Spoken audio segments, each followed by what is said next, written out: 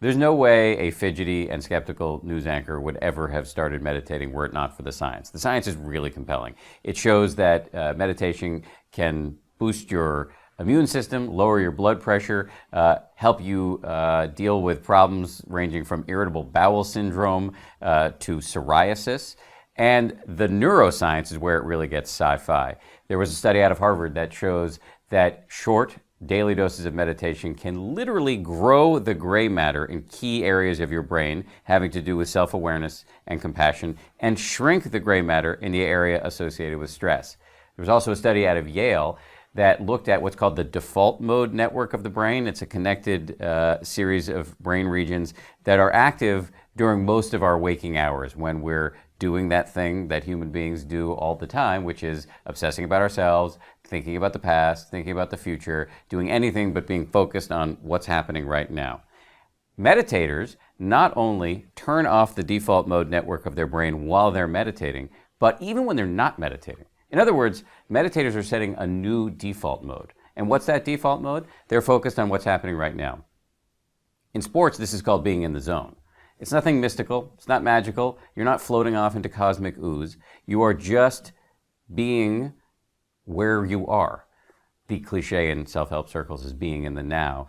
You can use that term if you want, but because it's accurate, it's slightly annoying, but it's accurate. It's more just being focused on what you're doing. And the benefits of that are enormous. And this is why you're seeing these unlikely meditators now, why you're seeing the U.S. Marines adopting it, the U.S. Army, corporate executives from the head of Ford to the founders of Twitter, athletes from Phil Jackson to many, many Olympians, scientists, doctors, lawyers, school children. There's this sort of elite subculture of high achievers who are adopting this because they know it can help you be more focused on what you're doing, and it can stop you from being yanked around by the voice in your head. My powers of prognostication are not great. I bought a lot of stock in the company that made Palm Pilot back in 2000, and that didn't go so well for me. But having said that, I'm going to make a prediction. I think we're looking at meditation as the next big public health revolution. In the 1940s, if you told people that you went running, they would say, who's chasing you?